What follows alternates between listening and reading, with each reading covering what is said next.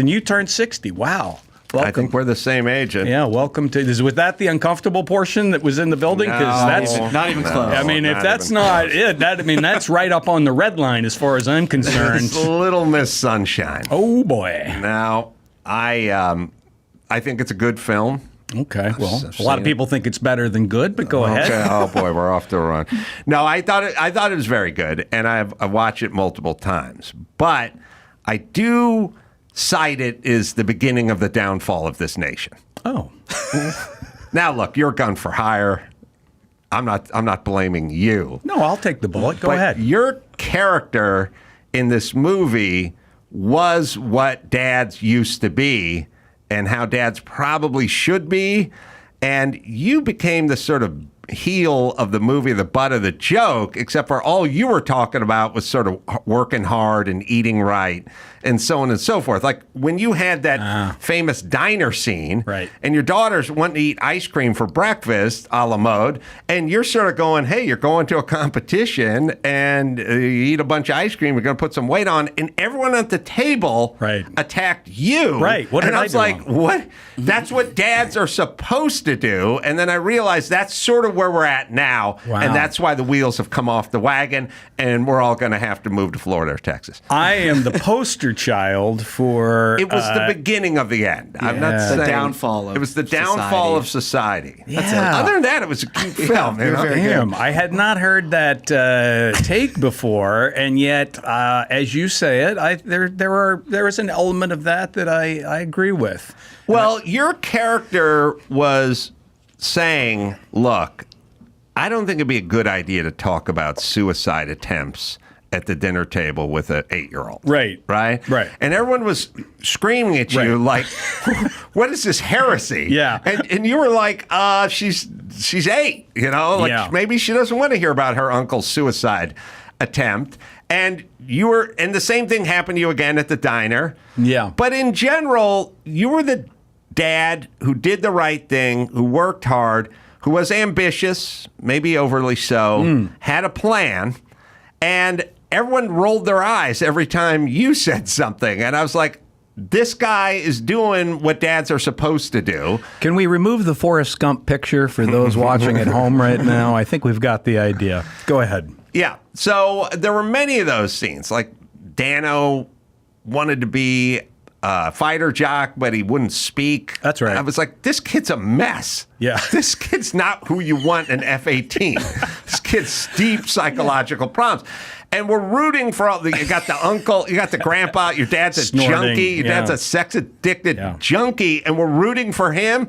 We're rooting for all these failed people who have serious disorders, but somehow you are meant to be the villain in this thing. And I don't think anyone else saw it that way. No. They cheered it on. Yes. But I was looking at it like, hey, if I was one of the parents of the kids who learned to play the violin or spin a baton or do a hula dance or something, I would be pissed off if the chubby chick who ate ice cream for breakfast got up there and started shaking her moneymaker and getting the applause. That's where I was. Well, I'll tell you, it was a really fun movie to do, and I was infused with. I knew what the job was, of course, but I think I probably deep in my psyche, I think you're onto something, and I probably felt compelled to. I mean, I push as best as I can. I've got the dialogue that I have, but I certainly make Richard Hoover's case as best as I can that the kid shouldn't be eating ice cream, that my father shouldn't be snorting Coke,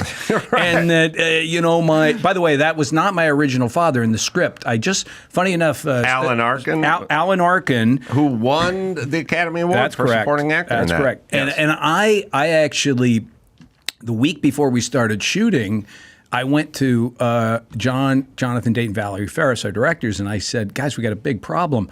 Alan was my stepfather. No, I'm sorry. I was Olive's stepfather, making Alan her step grandfather. And I was like, we were all just rehashing this at a screening, a few months ago, and I was like, oh my gosh, this is insane. This cannot be. I can't make the case that be as strong-willed and as forceful in my hand with trying to change all of this. If I was the stepfather, it felt like I had to be the father. Direct connection, especially telling her not to eat ice cream. So the original script was stepdad. And step-grandfather in the room with her practicing dance moves. How bizarre is that? It turned it into like a snuff film. Yeah. Exactly. So Bob Crane would have been proud. Very proud. So listen, we're uncovering a lot here. So you told them. There's ever a time for a commercial break for your audience. My God. You told them I should be the biological dad. Yes. And Arkin will be the biological grandfather. Correct. I wrote a mission statement. I literally wrote him it was like my Tom Cruise, mission statement where it was like a 6-page email that I had at midnight where I was like, this is insane. And I however you craft that idea for 6 pages, and I've looked for the email, I can't find it. That is what I put out, and they were actually super cool and responsive to it, and we ended up changing that. But I think it would have maybe in a way it would have helped what you're bothered by. Well, I get what they were doing. They made a choice to make you the stepdad because you were kind of fish out of water. Yeah. You wouldn't have been in this family, but you would have entered it as an adult and had your own set of values, right? So that part made sense, but bringing Arkin in as step-grandpa would have screwed it up. And if I was making the pitch to them, I would go, I get why I'm the stepdad, but you understand that comes with some baggage named Alan Arkin, who's the step-grandpa now, and now we got 2 steps. But we couldn't, it was with a week to shoot, we couldn't turn him into just her grandfather because his dying affects the Richard so much and the whole dynamic and I think stuff. you made the right choice. Well, you're worrying me. I mean, you got me feeling like maybe I screwed this thing up. No, just the beginning of the fall. It only made $250 million on a $7 million budget. I don't know. Not responsible for propelling the fall of this nation, but just the very beginning. Just tipping the scales. Well, your character was doing the right thing. He was saying, don't eat ice cream for breakfast. A lot of people would talk about autofocus and say that I started the downfall of America, but you're now telling me it's not that movie that you destroyed America with. It's this movie. It's just amazing. It's not the backyard porn industry, which is now a multi-billion-dollar industry. It was more to me that you were actually saying all the right.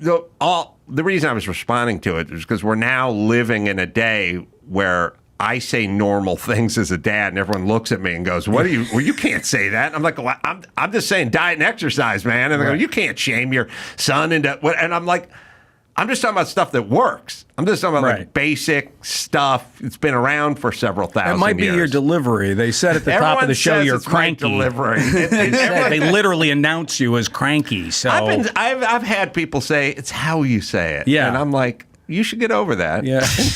Which is strike 2. Yeah. But the movie, I like that you had to bump start your car the whole time because I've done a lot of bump starting. Many a VW wagon and my mom had a VW Squareback, which is station wagon. I had a VW in college. First truck I ever bought had like a bad starter, and I used to have to bump start it like every single day. Right. So that I do commend. That really related to his character. I related to your character as you bump started that thing. I mean, that was kind of genius in the script. Was. No, it's genius if you take a small thing and turn it into a through line. Right. And that through line is so nicely weaved in and it even follows. I mean, and there's a great scene where they've realized they forgot Olive. They can't stop the car. Yes. They come back and keep it moving and pull her in. And I heard you did a lot of the driving in the movie. I did virtually all of the drive. It's the most.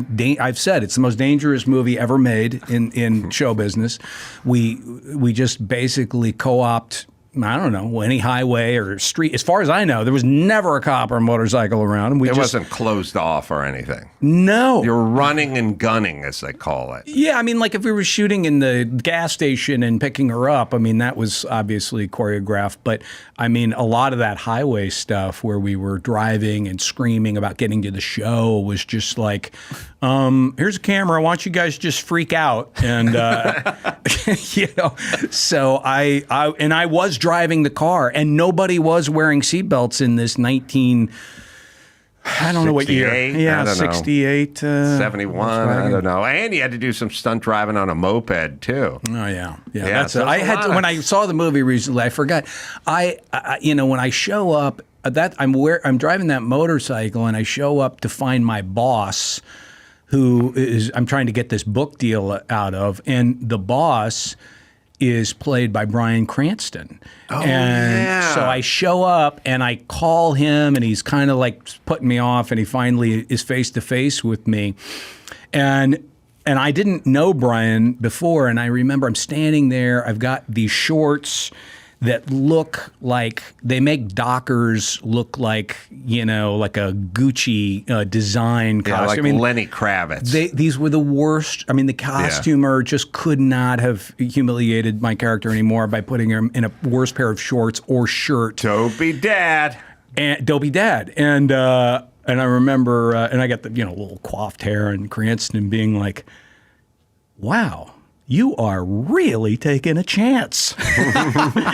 And I was like, no, I'm not. I'm fine. This is cool.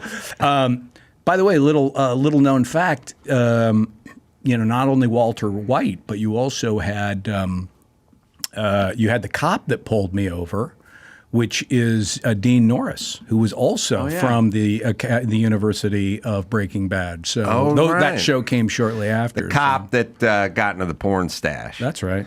Yeah. All right. One quick little beef with the costumer. Yeah, go ahead. Okay. That's not on you. Oh, thank God. Steve It's like a roast. Carell. Yeah. He's got the bandages around his wrist the whole time, right? Yes. He's the only one wearing a long sleeve shirt, which is fine. Yeah. But he's embarrassed about these cuffs with these bandages from the suicide attempt when he runs into his old lover at the convenience store.